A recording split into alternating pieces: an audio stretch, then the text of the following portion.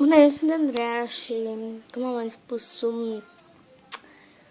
sunt Andreea, da? Și asta fac colecția mea de rujuri și un luciu, să-i spun eu, și rujuri. Dar acesta nu este un ruj. Este una foarte numeroasă. Pentru că eu mai mult sunt la școală și am foarte multe lecții și de învățat. Și, da, pe zi nouă ne dă cam 4 pagini la matematică și 4 la română, depinde. Și nu prea am timp să-mi cumpăr să-i spre afară. Și pe acestea 2, 3 le-am primite.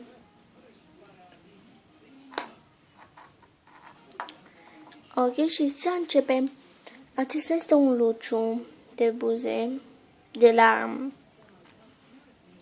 Avon, cum vreți să-i spuneți.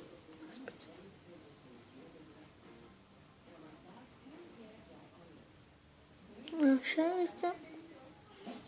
Am folosit ceva. Să o fac la sfârșit soaciu. Ok, îl pun deoparte. Și acesta este un ruj care n-am să fac soaciu.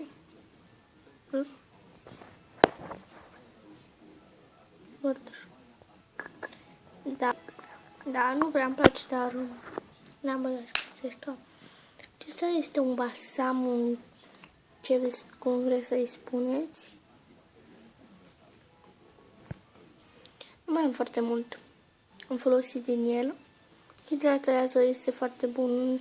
Colorează foarte, foarte puțin, dar când ai buzele uscate, el ți le hidratează și vi-l recomand. Este de la Nivea.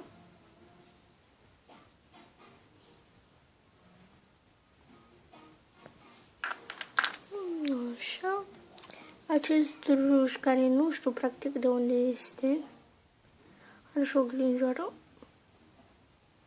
Dar dacă vă deranjează, este televizorul, n-am cum să vă arăt. Da, așa. Am pus așa, mă scuzați, dar... Așa. Este și acesta.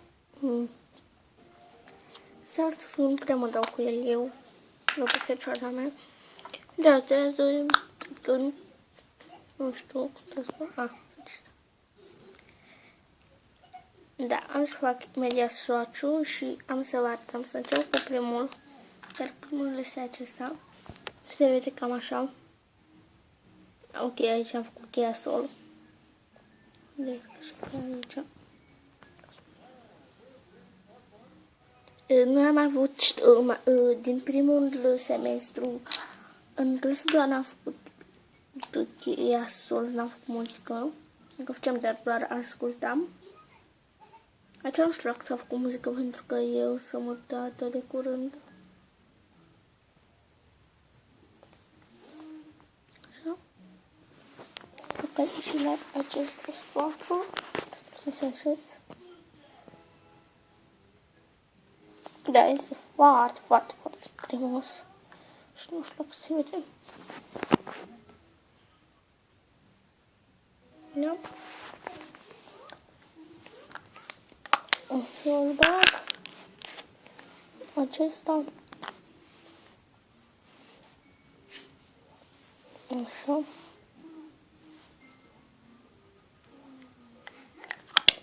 Ce îmi place că acesta nu se ia foarte repede. El nu este chiar așa roșu. Este mai roz. Cam așa.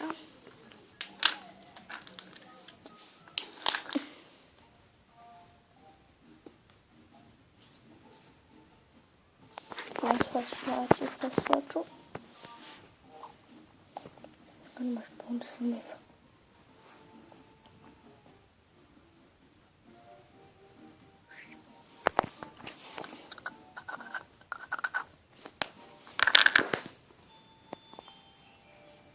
Da, nu colorez foarte mult. Eu am spus. Sper că dacă v-a plăcut și dacă v-a plăcut, dați un like.